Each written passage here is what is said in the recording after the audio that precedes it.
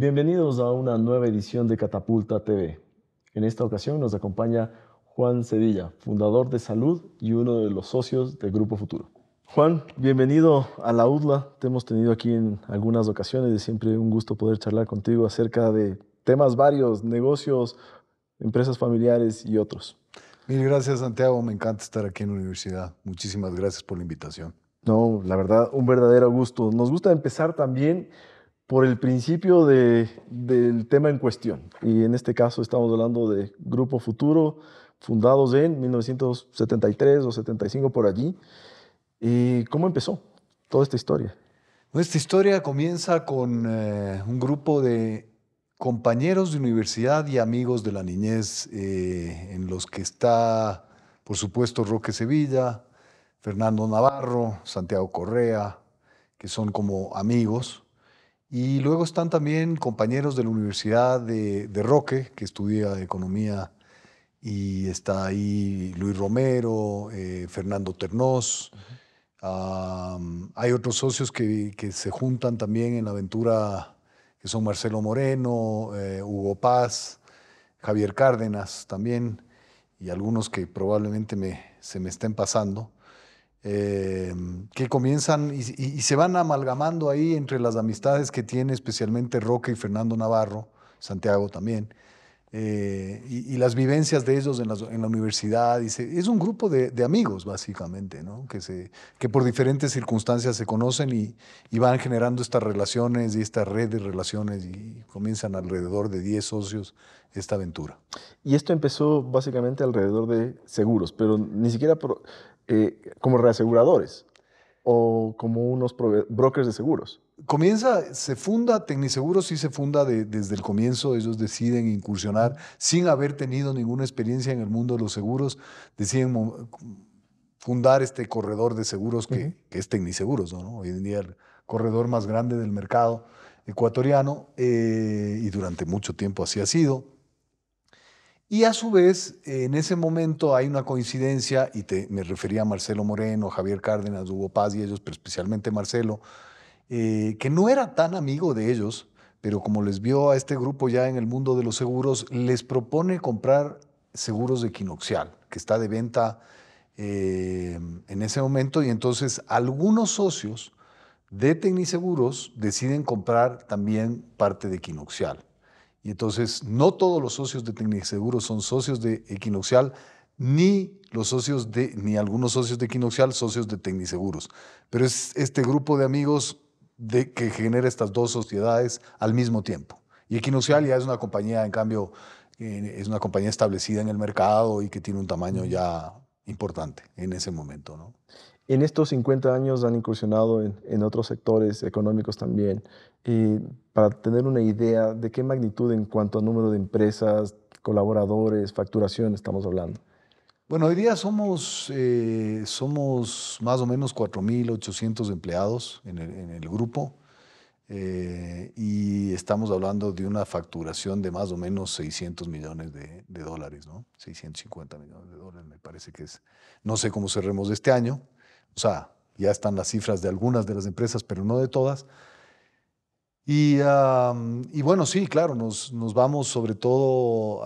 Hay más empresas aseguradoras de las que Sí, empezaron. inician. Por ejemplo, bueno, no es una aseguradora, pero en la línea de la protección, Saludsa. Estuvo Equivida, que también salió de seguros de Equinoxial, para hacer seguros de vida y accidentes personales. Ahora volvimos a fusionar nuevamente con Equinoxial el año pasado. Y después, eh, durante el final del 1997, por ahí, estábamos planteándonos que debíamos incursionar algo en algún sector que tuviésemos una ventaja competitiva mayor que en la de los seguros, que creíamos que no teníamos mundialmente una ventaja competitiva por las grandes capacidades que tenían las aseguradoras y aseguradoras mundiales, un negocio financiero, básicamente.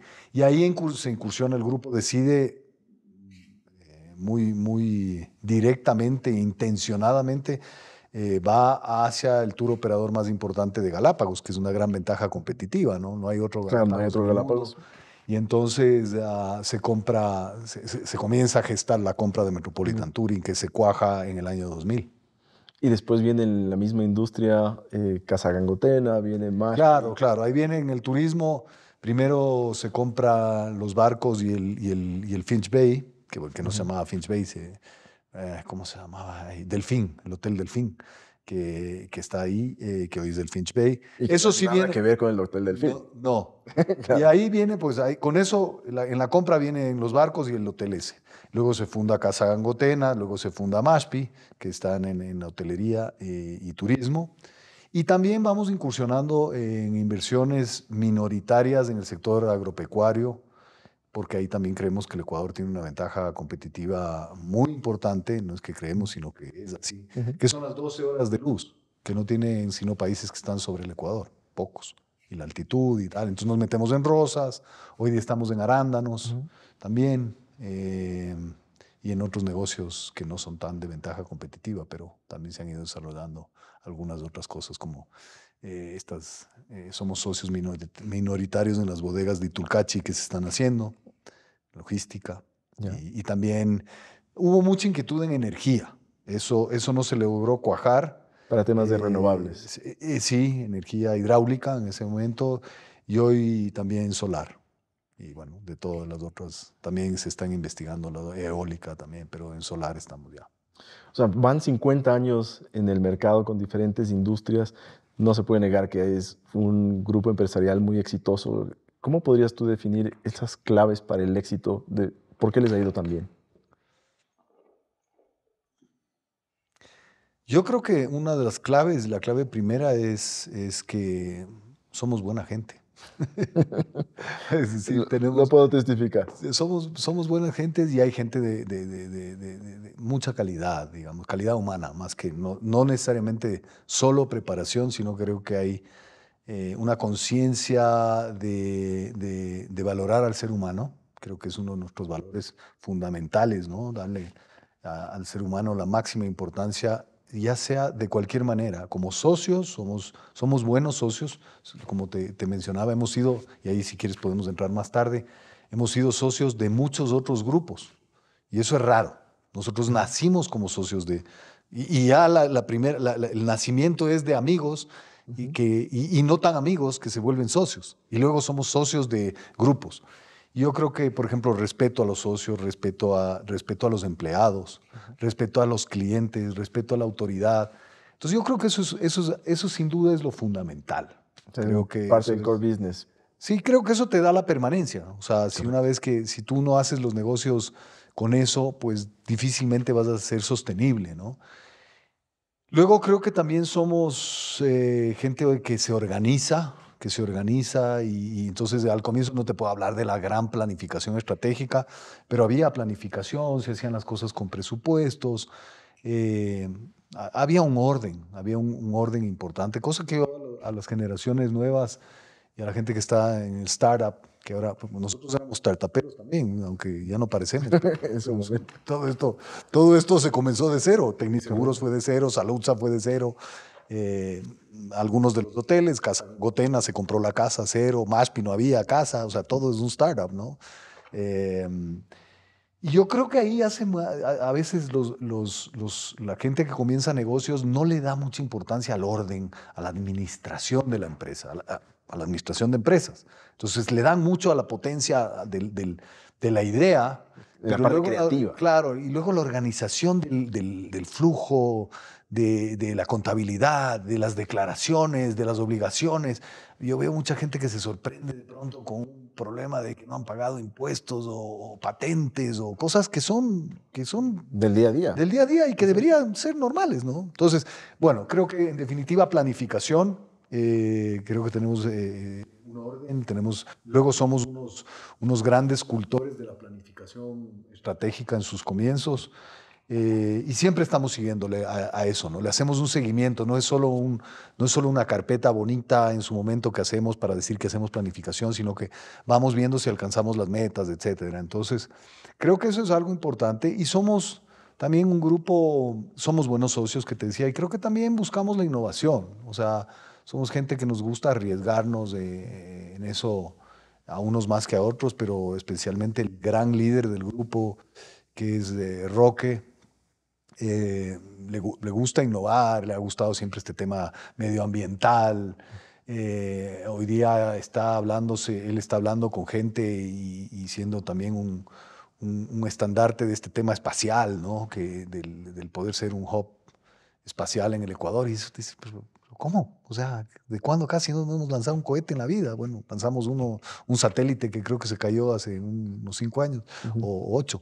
Pero no hemos estado ahí. Pero son estas ideas que al comienzo disruptivas, ¿no? Que adopta sobre todo él. Fernando Navarro es otro disruptivo total, ¿no? Es un socio que le encanta hacer cosas muy especiales. Y no todos los grupos son así, son más bien tradicionales, ¿no? Entonces yo creo, haber incursionado en el turismo siendo aseguradores es una cosa disruptiva, ¿no? Y ese amor a la naturaleza les ha llevado también a hacer algunos temas o estandartes de algunas iniciativas. El tema del bono azul hace poco, Roque también estuvo involucrado en ese tema y fue un hecho relativamente, bastante exitoso, diría yo. Sí, se está tokenizando los árboles, eso es una Claro, cosa. el NFT. El NFT es una creación del grupo que no existe en el mundo y ahora tú puedes ir a ver tu árbol, cuál es el árbol en el que estás Invertido, compensando tu carbono, si lo estás haciendo, me imagino que sí. Pero tenemos esto, ¿no? Entonces son cosas novedosas, para eso se adoptó una tecnología, se contrató gente y se hizo cosas que están fuera de la caja, ¿no? Nuestra caja no. Yo al comienzo no entendía nada de esto, de hecho. O sea, y les han caído algunos premios al respecto, ¿no? sí, sí, claro. Yo creo que el tema de los premios nos lo tomamos con pinzas. Creo que hay premios y premios, pero no hacemos las cosas por los premios, porque hacemos las cosas por este respeto a la gente, ¿no? Porque creemos en lo que creemos. Es decir, creemos que el mundo necesita que vivamos mejor, que si no somos responsables de eso, bueno, tú y yo, nuestros familiares, hijos y todo, vamos a dejar un mundo muy complicado, ¿no? Y Y bastante si no peor de hacemos, cómo si lo no hacemos empezamos. algo por eso ya, eh, no vamos a poder, los nietos no van a poder seguir con las mismas facilidades que tenemos nosotros en este mundo actual, ¿no? Vamos a un tema donde le has puesto tu impronta, el tema de salud. Como fundador, ¿cuál ha sido ese camino de salud de la seguridad prepagada? A ver, yo comienzo, creo que te he contado un poco esta historia, entonces voy a abreviar un poco, pero yo comienzo a trabajar a los 19 años mientras estoy estudiando economía en Tecniseguros y estoy trabajando como ejecutivo y como asistente técnico de cuentas generales, de ramos generales, ¿no? De incendio, robo, casco, maquinaria, bancos, etcétera. Y al cabo de unos años, bueno, ahí voy escalando un poquito, no demasiado, soy ya ejecutivo de cuenta, y se manejaba, el seguro de personas era algo que no era algo muy destacado, no era algo muy importante. Lo manejábamos dentro de las cuentas de todos los demás seguros. O sea, si yo manejaba alguna gran fábrica, me recuerdo que manejaba, por ejemplo, Edesa, ¿no? Entonces en Edesa, los empleados de Edesa también tenían seguros médicos y ahí yo les manejaba la fábrica y los seguros de médicos, ¿no? Y de pronto en Tecniseguro se vio la necesidad de crear un departamento de seguros de personas, sobre todo muy enfocado en vida. Ujú. Acá todavía hay un déficit de protección Enorme, en vida, sí. ¿no? No sé si tú tengas un seguro de vida. ¿Tienes seguro de Sí. vida o no? Ya.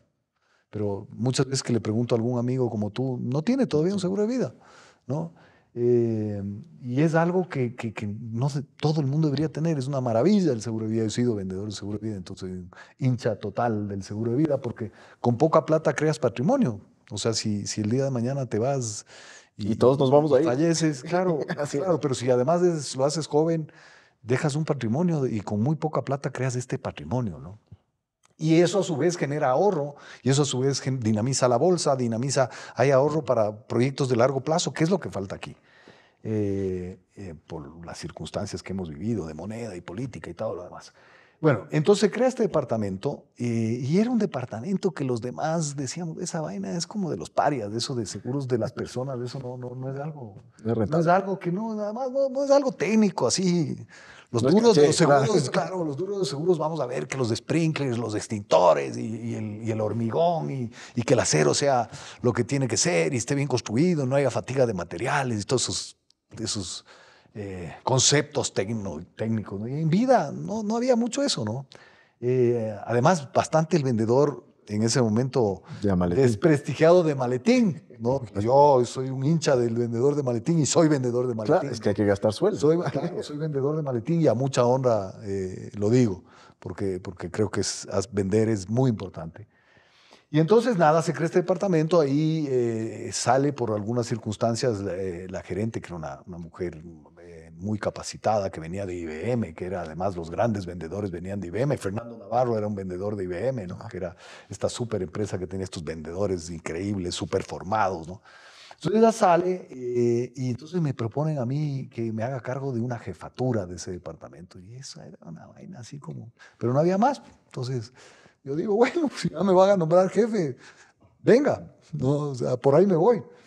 Y entonces me hago cargo de este departamento de personas y con 2 personas más y comenzamos a desarrollar el departamento este. Y ya entonces sacamos todas las cuentas que tenían seguros de personas, las llevamos ya en ese departamento con una especialización y un objetivo de ir perfeccionando esto, mejorar la cobertura, subir límites y tal. Y ahí se va desarrollando todo esto, pero todos eran seguros corporativos. O sea, no había manera de venderle un seguro a la familia.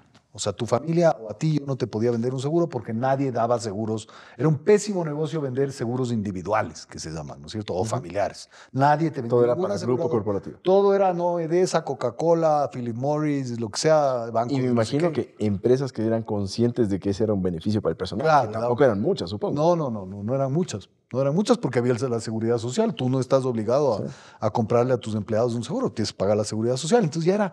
Y la seguridad social...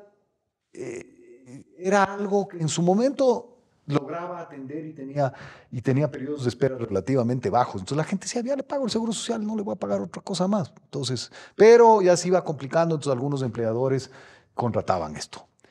Y entonces siempre y ese departamento se desarrolla y crece mucho, se genera una tarjeta hospitalaria que te daba crédito, que te permitía entrar sin pagar, y algunas cosas que desarrollamos en Tecniseguros, que era el corredor. Las aseguradoras eran Equinoxial, Rocafuerte, EIU, Pan American Life y otras que estaban no había muchas más en el ramo. Entonces, pero nadie te vendía un seguro individual porque eso era pésimo negocio. Entonces yo decía, pero ¿cómo va a ser pésimo negocio si el riesgo estadísticamente de las personas, o sea, es el mismo? O sea, si le aseguro a Santiago Mosquera ahorita y trabaja en la UDLA, que si le aseguro a la UDLA con Santiago Mosquera ahí. Entonces, o sea, el señor de todas maneras trabaja ahí. No, estadísticamente no pasa nada. Lo único es que no estamos cobrando la tarifa adecuada porque sí, el gasto administrativo de atenderle a Santiago y no pasar por secretaría y que me manden todos los papeles de todos los profesores de la universidad, por ejemplo, sí, es más caro. O sea, sí, hay economías de escala, ¿no es cierto? Pero el riesgo, esencialmente, que es la gran porción de la siniestralidad, del eje de... Igual está diversificado. No, y además es el mismo. O sea, yo genero un portafolio de individuales y entonces logro hacer eso. Pues lo que tengo es que hacer un portafolio de muchos Santiagos Mosqueras, ¿no es cierto? Pero eso no. Entonces yo decía, pero yo también estudiaba econometría, estadística. O sea, aquí técnicamente lo que me dice la gente no cuadra. Entonces siempre luchaba porque podamos tener eso, pero no había nadie que te dé. Entonces ahí comienzo, yo era corredor yo llevaba el Hospital Metropolitano, los empleados del Hospital Metropolitano, y comienzo a conversar con Cecilia de Páez, que era la gerente, que ha sido muchos años gerente del hospital, hoy está en la fundación.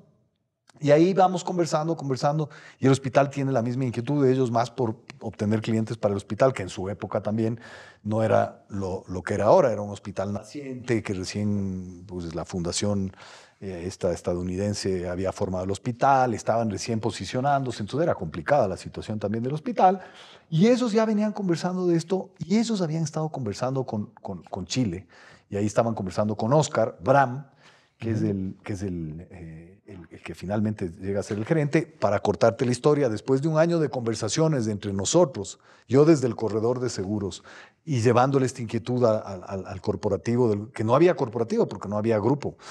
Yo les llevaba esto a Roque, a Marcelo Moreno, que era el gerente general de Equinoxial, también y les decía esto. Entonces llegamos a un acuerdo. Nosotros aportamos la cartera de seguros de Equinoccial, cerramos, dejamos de renovar cuentas y pasamos todo el negocio corporativo a esta nueva empresa que fundamos después de un año, que era una empresa además que no tenía régimen legal. No había superintendencia de eso. Entonces, nos constituimos en una empresa de medicina prepagada que no era un régimen que existía. Yo escribía los contratos. Yo escribí los contratos basados en todos los contratos chilenos. Los contratos que ves de las compañías, el 80%, ahora le han modificado, fueron escritos por Juan Sevilla, modificando el contrato chileno y con uno de los abogados que creo que era, no me acuerdo cuál de los abogados, de los abogados que me ayudaba ahí, y él me corregía, ¿no? Yo le mandaba la esencia y él me corrigió. Y esos son los contratos que quedaron hasta ahora. No había ley, no había nada. Entonces pasamos toda esa cartera y la gran tecnología que trajo Oscar fue la venta de la administración de vendedores individuales, que los teníamos en roles de pago, y la gente decía, no, pero no van a tener 120 personas, 250 personas, va a ser, es un lío, es carísimo, no hay cómo tener vendedores, les tienes que pagar el básico. Entonces le pagamos el básico y además que vendan. Entonces teníamos una tonelada de gentes, de vendedores, y fundamos la empresa en 1993 y vendíamos, como no había nadie que venda esto, comenzamos a vender como locos. Entonces superamos lo que no le pasa a los startups normalmente, que se habla de la tracción, ¿no es cierto? Nosotros traccionábamos, o sea, presupuestamos vender 8,000 contratos, vendimos 12,000. Y el siguiente año íbamos a vender 12,000 y vendimos 16,000. Claro, ahora el lío administrativo que teníamos, porque esa es otra cosa. Una es que cuando vendes y no sabes mucho del producto, no había nadie que sepa de esto. Entonces llegamos a tener en 2 años 600 empleados. 600 empleados en 2 años que no saben de la industria es la locura, ¿no? Y yo, bueno, yo me voy de gerente comercial de esto. Oscar me saca a mí de Tecniseguros. Él viene de gerente general desde Chile y pide que yo me incorpore como gerente comercial. Y él se trae un gerente de operaciones también, que era Juan Carlos Chazarreta, se trae. Y así comenzamos la operación de salud. Y en 2 años estamos con 28,000 contratos vendidos y es una locura, ¿no? Teníamos ahí en los escritorios los contratos, así no alcanzábamos a tipear, no había todos los computadores que hay ahora. Claro, nada estaba digitalizado, no existía la digitalización. Bueno, todo ahí, dele a pedal ahí, ¿no? Bueno, ya había computadoras. Trabajamos, bueno. Y nada, entonces así surge salud. Y se dedica mucho a los individuales y aparte toma la cartera corporativa de Equinoccial. Y entonces nos aliamos y somos los primeros socios son los médicos, un grupo de 68 médicos del hospital, el Hospital Metropolitano y el grupo, y Equinoccial, no había grupo Futuro todavía. Equinoccial era la socia de Saludza. ¿Cuál es el balance que tienen corporativos individuales ahora, si se puede saber? Bueno, nosotros hoy en corporativos, o sea, el 70%, alrededor del 70% de nuestra facturación es individuales. Ya. Pero ahí también hay un tema, que es que en el 2016 se manda la ley de medicina prepaga, una nueva ley, porque luego, hubo una primera ley que redactamos con los legisladores, pero los de mi sector no había ni asociación ni nada de nuestro lado. Éramos Pepe Aguirre, el doctor Pepe Aguirre, gran cirujano del Hospital Metropolitano, que era además socio de Humana. Él ya había surgido Humana un año más tarde que Saludza. Y yo redactábamos la ley y les presentábamos ahí al Congreso para que les hacíamos la propuesta de ley. Entonces esa fue la primera ley y no me acuerdo, eso debe haber sido año 2004, así. Y en el 2016 se gesta una nueva ley. La primera ley no tenía reservas técnicas ni nada. La segunda ley ya es una ley mucho más financiera, ¿no? Con reservas, mucho más profesionalizada. Sí. Entonces íbamos muy bien.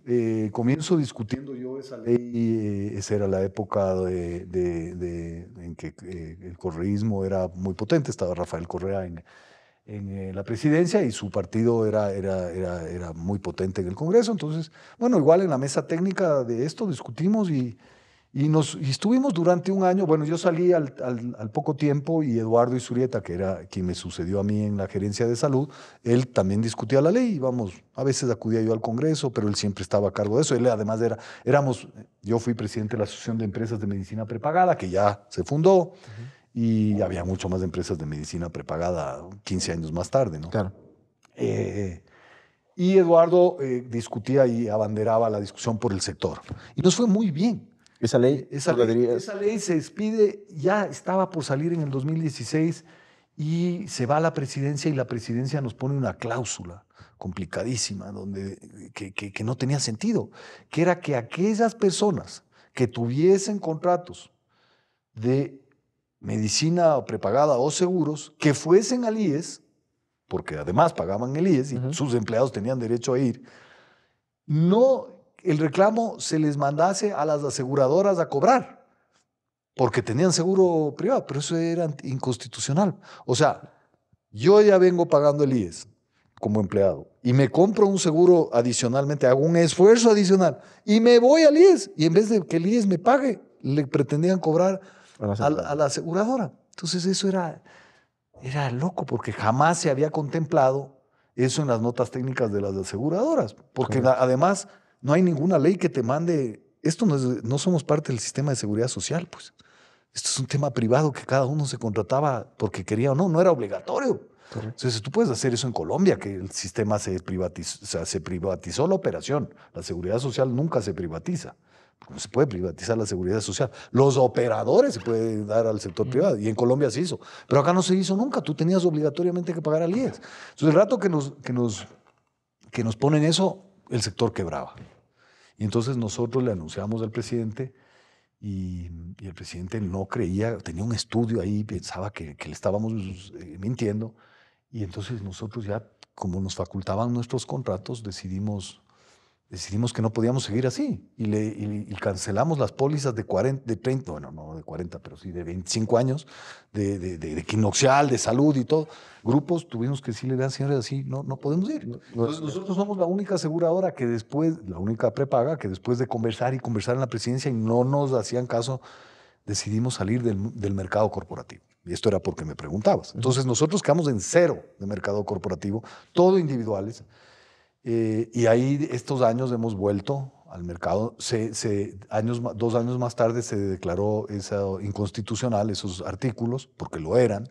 Hicimos una gestión y, oye, de las pocas cosas que han pasado, pero esto era tan evidente que sucedió y entonces nosotros volvimos al mercado corporativo, pero perdimos el liderazgo en el mercado corporativo que lo teníamos, porque todas nuestras cuentas se llevaron nuestros competidores que no salieron del mercado corporativo. Nosotros fuimos el chivito expiatorio de la cuestión.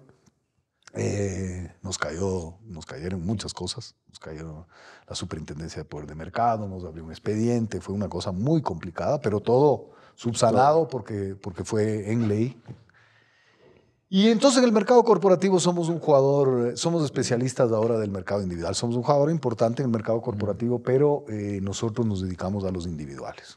Y cuando uno piensa en salud, realmente, y no es por alabarte, y no soy cliente, de paso, uno ve, no, ya hemos hablado de esto, de esto hemos hablado, pero uno siente que salud efectivamente tiene una orientación hacia el consumidor, pero así muy, muy bien planeada.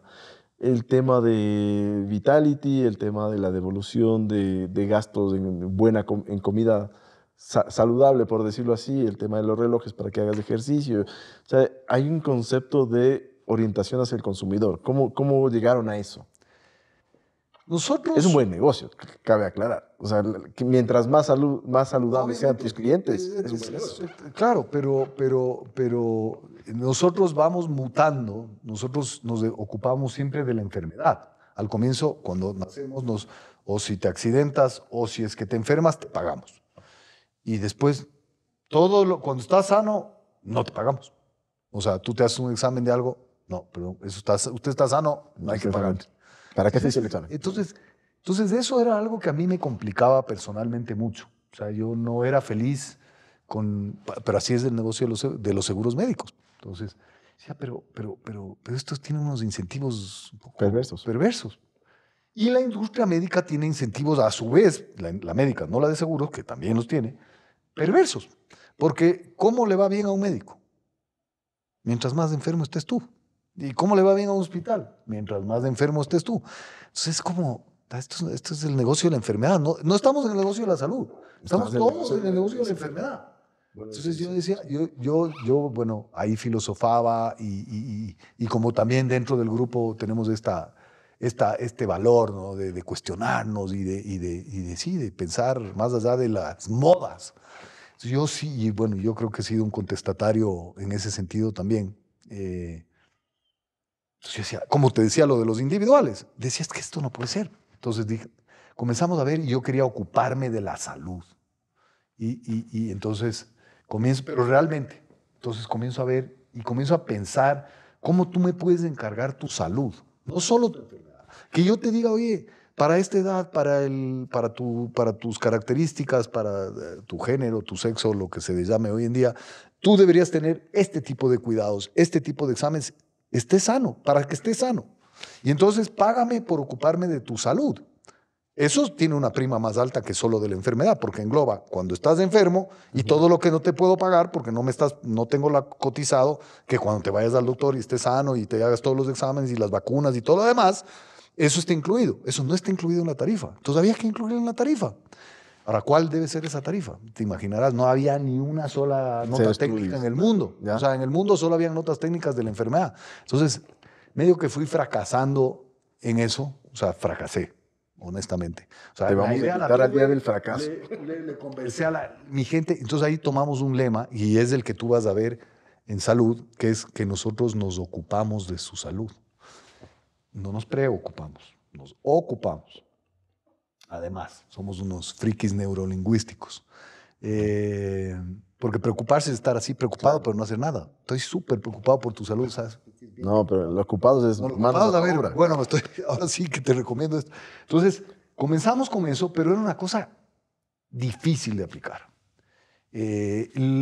Avanzamos en esos conceptos, pero tengo que reconocerte que quizás de las cosas que se me quedó en el tintero de las ideas de implementación fue este concepto. O sea, ya tenía el concepto, ya la gente mía estaba lista para eso. Ahí también fundamos otra compañía que sí se ocupa de la salud, que es Veris.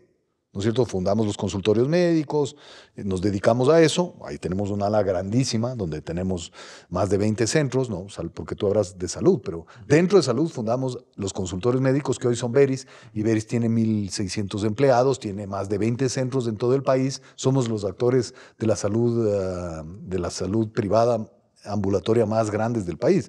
Nosotros hacemos 800,000 consultas al año en nuestros centros, ¿no? Y tenemos todo completos con especialistas y todo eso. De ese capítulo no te he hablado, pero eso ya es ocuparnos de la salud, pero verídicamente, ¿no? Y ser el actor más importante. Comenzamos con 2 casitas, una en Guayaquil, y no venía nadie a nuestros consultorios, y hoy somos pues el actor más importante. Y estamos llegándole al actor número 1 del mercado ya en facturación, ahí. Pero en atenciones. Entonces eso ya cambia la gerencia. O sea, yo me voy a constituir, como creamos esta otra actividad que es el cuidado de la salud, que ya no es la protección financiera, que es la de salud. Creamos el cuidado médico, que es realmente lo que sucede. No se llamaba Veris hasta hace se llamaba Punto Médico Familiar, se llamaban nuestros centros, y se llamaba Promotores Médicos Latinoamericanos, la empresa. Okay. Hoy la empresa se llama Veris. En el 2014 comienza este fenómeno, porque antes Veris era solo para los clientes de salud o los puntos médicos. Y en el 2014 nos abrimos a que todas las aseguradoras puedan trabajar con nosotros y que cualquier persona pueda venir a nuestro centro, esté o no asegurada. Y entonces eso es un cambio también. O sea, ahí tenemos entonces 2 visiones. La una es, vamos a la protección financiera y vamos al campo de la atención de la salud. Ambulatorio. El cuidado de la salud, el care que les llaman que lo llaman los norteamericanos, ¿no es cierto? Entonces, tenemos cuidado de la salud y protección. Y somos más potentes en atenciones y gente atendida en el lado de Veris, ¿no? Que lo que tenemos en asegurados. En asegurados tenemos mucho menos que lo que atendemos en consultas y demás procedimientos en lo demás. Y entonces ahí, pero ya en Saludza, que es de lo que estabas hablándome, si bien ahí se crea Medisystem Holding, que es algo de lo que nadie sabe mucho porque no mercadeamos. Ahí se crea esta holding, es la holding que es la que tiene las acciones. O sea, primero, en salud comenzamos formando los consultorios. Luego ya como eran 2 actividades, yo decido le planteo a mi directorio que hay que separar, porque no deberíamos tener las 2 cosas juntas. Luego la ley viene posteriormente y no te faculta, pero antes de eso nosotros ya separamos las actividades, generamos 2 empresas, y para mantener esa comunidad de visión en el ocuparnos de la salud, generamos Medisystem Holding. Okay. Yo me voy a Medisystem Holding Y luego ya se generan dos gerencias. Eduardo Isurietes es la gerencia de salud y Jorge Andrés Wills, que viene de Colombia, es ya años el gerente general de Veris, ¿no? Y bueno, lo que te quería, porque tú me llamaste a Vitality, pero te contaba por qué evoluciona este concepto y cómo es el génesis de esto. En salud no terminábamos de ocuparnos de la salud, era un concepto, pero no, yo te digo, no. Sí, lo que era Veris, sí me permite robustamente decirte que sí nos ocupamos de la salud. Pero a salud se queda la misión en salud de ocuparse de la salud y no estamos así tan ocupados de la salud. Entonces ahí comenzamos a desarrollar algunos proyectos, nos vamos cayendo. No todo es pegarle, no todo es éxito. Gastamos mucho dinero en unos proyectos en la Florida que nos fueron pésimos y gastamos bastante dinero en unas aplicaciones de la diabetes y no sé qué, que no nos funcionaron. Y después en estas convenciones a las que íbamos, porque ese es otro tema, hay que buscar internacionalmente, hay que buscar el conocimiento en el mundo. Yo creo que y eso está en las ferias. Sí, en las ferias. Y yo creo que la universidad, a mí me encanta de lo que oigo y lo que vivo de la UDLA, porque es una universidad abierta al conocimiento, hay invitados, hay gente del mundo. O sea, el mundo, a veces los ecuatorianos tenemos el problema de estar en el Ecuador y considerar que somos el centro, el ombligo del mundo y que ya no hay que aprender nada más. Porque aquí se sabe todo, ¿no? Y no es así. O sea, aquí no es así en ningún país. Todos tenemos que... Entonces, vamos a estas ferias y en la última feria ya estábamos decepcionados porque no hay nada nuevo en esto. Y además ferias en Estados Unidos son muy para empresotas gigantescas, muy en la legislación. Claro, en la legislación norteamericana, en el sistema de salud norteamericana, que tampoco es la gran panacea el sistema de salud norteamericano, de la seguridad social. De los costos, ¿no? Es una cosa. Hay 1000 gentes que no acceden a nada. Hay 49 millones de desamparados ahí que no tienen seguros, ni nada, ni seguridad social, ni nada. Entonces, en una de estas cosas nos aparece una persona que tenía... antes de eso, viene hace unos años antes, viene Roque y nos dice, oigan, vengo de Harvard haciendo unos cursos y vean, esta empresa sudafricana, esto es ocuparse de la salud, esto es Vitality, estos hacen cosas para esto, o sea, devuelven las primas a la gente que hace ejercicio, además fomentan que la gente haga un ejercicio, que coma sano. Pero que eso ya se hacía en la industria del seguro automotriz, por ejemplo. Si tú manejabas bien, te bajaban el costo. O sea, ya había ciertos antecedentes. Claro. Pero en salud no. En salud no. Entonces nos trae esto y nos dice, bueno, y esta es la empresa número 17 este año en el mundo por su contribución, mundialmente su contribución al ser humano. Se le han nombrado en unos premios ahí mundiales. Vitality, ahí les dejo el paper del caso de Vitality. Harán algo así más o menos. Y el Eduardo y yo nos quedamos así con este paper de Harvard, así como... Y ahora cómo nos hablamos con los de Vitality, ¿no? Además, nada. Entonces ahí nos dicen, ¿sabe qué? En esta comida, ahí está este señor que es un canadiense que les hace los sistemas a Vitality. Oye, ¿no nos puedes hacer una entrevista con los de Vitality, con los sudafricanos? Claro, yo les hago una entrevista.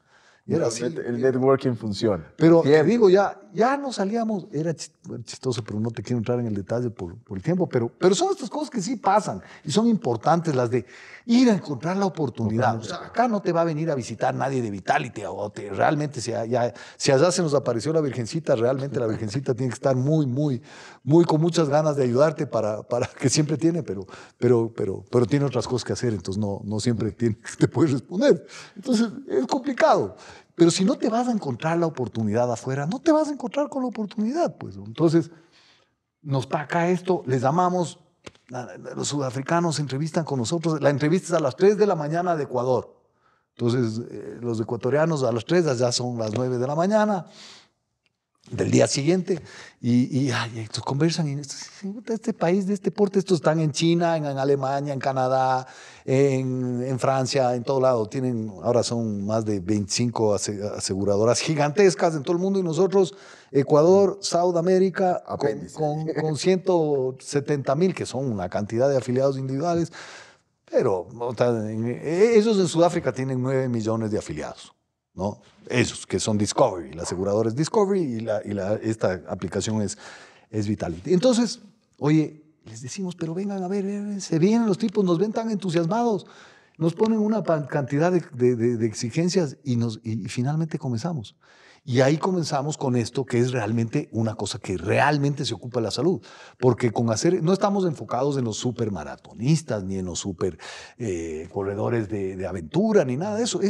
Tú haces 3 veces por semana una caminata. Una caminata, ya está. Y ya estás, y sabes que eso te baja 42% el riesgo de enfermedades cardíacas, ¿no? O sea, una caminadita de 30 minutos de nosotros o de nuestros padres o de quien sea. 3 veces a la semana. 3 veces a la semana, eso cambia su vida, ¿no? Y no estamos enfocados en ninguna anomalía ni enfermedad específica, sino en que la gente común se dedique a moverse un poquito más de lo que se movía. Y hay una cantidad de gente que se mueve muchísimo más. Y por eso te premiamos. Entonces, hoy día tenemos 30,000 personas haciendo ejercicio. O sea, todos los suscriptores pueden optar por. O sea, primero tú como salud tienes derecho a Vitality. Okay. Te bajas como salud individuales. Tienes que tener cualquier reloj para que te monitoree la actividad. Nosotros facilitamos unos relojes y lo bonito es que haciendo ejercicio te pagas del reloj. Correcto. Y haciendo ejercicio te devolvemos plata de tu seguro, que es lo que tú decías en vehículos. Entonces fomentamos todo este comportamiento en teoría sano y luego ahora te damos comidas saludables. ¿Y ese tema cómo funciona? O sea, la idea es llegar a un acuerdo con Supermaxi para Claro, que tú ustedes... compras tus verduras, te escanean esa vaina y ahí tienes tus descuentos. Eres de Vitality. Y así pues, después hay gimnasios, hay otras cosas. También tienes que hacerte un examen para calificar, ir subiendo tienes que hacerte el examen médico y calificar en tus índices del examen médico, presión arterial, colesteroles. Entonces te fomenta todo esto. Y ustedes premian al que más se cuida, básicamente. Exacto, es eso. Entonces, hoy en día la gente, hay 30,000 personas haciendo ejercicio. Vi los números de fin de año. Somos el país que mejores resultados tiene del mundo. Tenemos un supermercado de recompensas que nos inventamos aquí tecnológicamente, que sirve de modelo para todos los países del mundo. Y hoy en día tenemos la representación para vender el producto en toda Latinoamérica en conjunto con ellos. Entonces estamos súper orgullosos porque acuérdate cómo comenzó esto.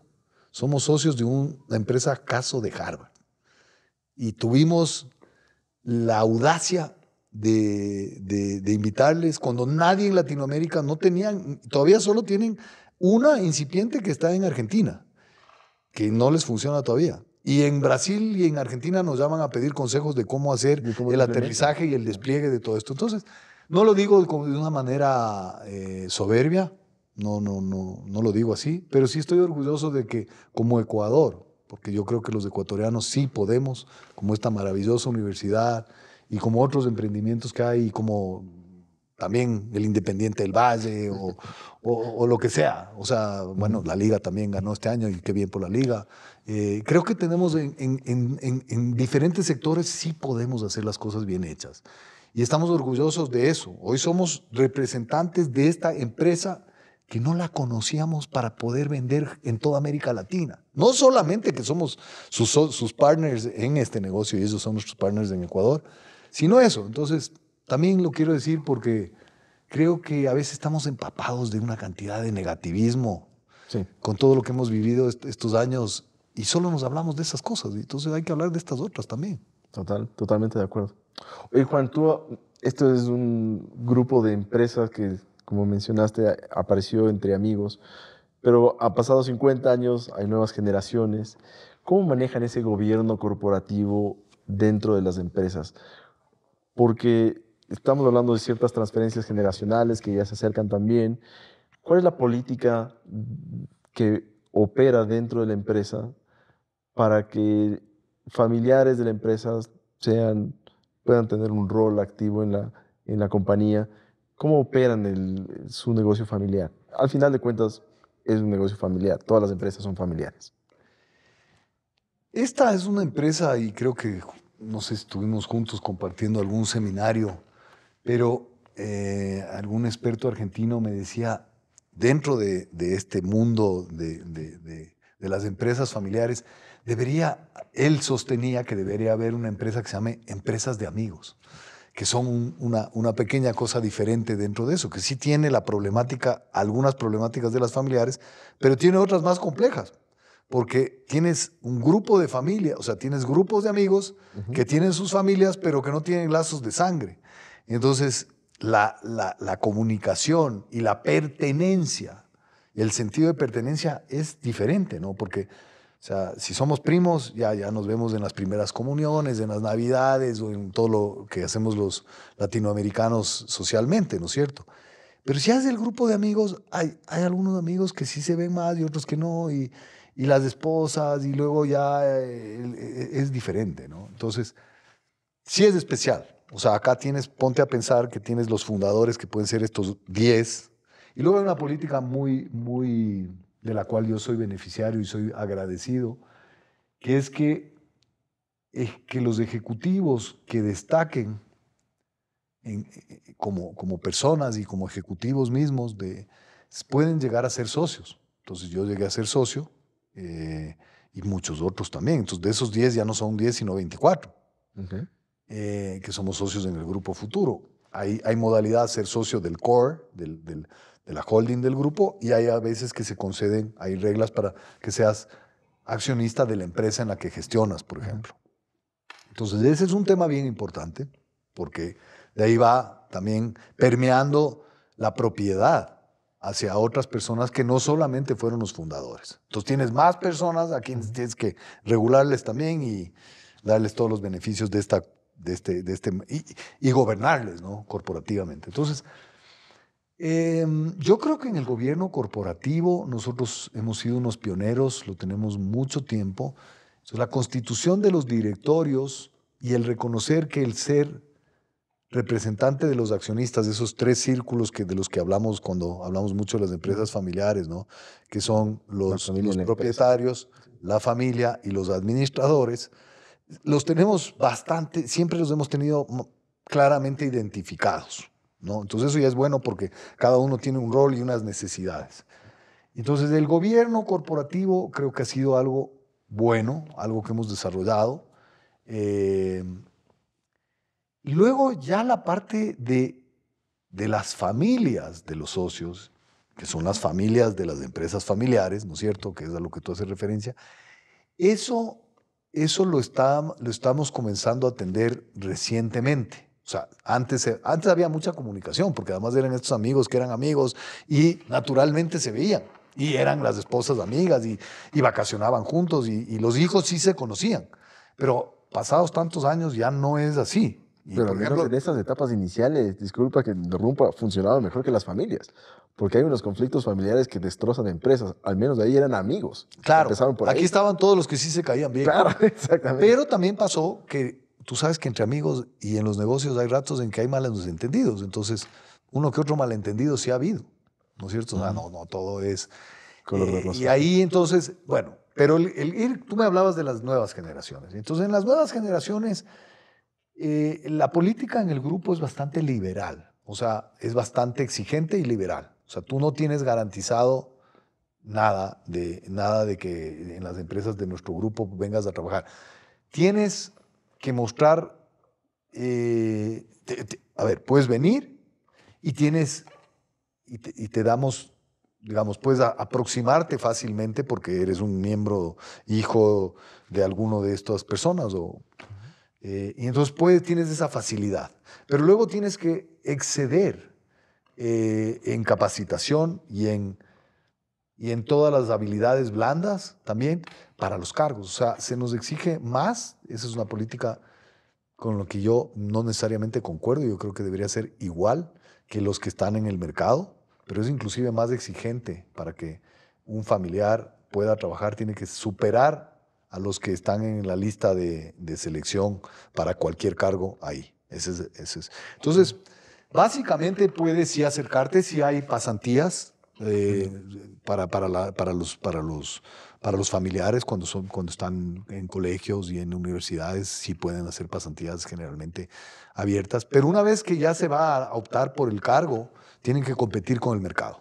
Entonces eso es algo esa es la regla de nuestro grupo, entonces es muy abierto. Luego, obviamente, esa es la parte de administrador. Pero luego está la de que los hijos sí pueden estar, tienen que ir, estamos hoy día hablando para ver cómo formamos en el gobierno corporativo y en la noción de la administración de la empresa desde esa óptica. Y hay gente que tendrá que venir a capacitarse acá, o más ya han venido, y a los diferentes entidades que son pocas, que te capacitan en el tema de ser propietario, ¿no es cierto? El gobierno corporativo, porque muchos no van a poder trabajar. O sea, de hecho, somos pocos los parientes que trabajamos. Somos muy poquitos. Es más bien es un grupo que tiene poca gente en la segunda generación trabajando o en la tercera generación trabajando. Muy poca gente. Se nos queda corto el tiempo, Juan. ¿Cómo ves los próximos 10 años de Grupo Futuro? Los veo espectaculares. Creo que nos quedan algunas tareas y una concreta es la internacionalización. Yo creo que somos gente que ha desarrollado negocios y crecido y hecho empresa en el Ecuador, pero no te puedo decir que somos eso en Latinoamérica o en donde sea. Entonces yo creo que a nosotros nos queda de tarea la internacionalización. Yo le tengo muchísima ilusión a eso. Estoy trabajando en un proyecto ahorita en el sector en el que yo más vinculado estoy, que es el sector de la parte esta de salud, o sea, salud, cuidado y financiamiento, tratando de expandirme, buscando socios y tal en Latinoamérica, también no solamente en Latinoamérica, hemos buscado también hacer cosas en Estados Unidos, en España, y no hemos podido concretar. Entonces, creo que ahí tenemos un gran espacio. Y espero que podamos jugar la Champions de los negocios pronto. Ojalá, cuando menos la Libertadores, ¿no? Al menos la Libertadores. Mis mejores deseos para eso, Juan. Muchas gracias por venir. No, Siempre a las órdenes. No, a ti muchísimas gracias, me encanta y cuando guste estoy a las órdenes. Muchísimas gracias. Gracias.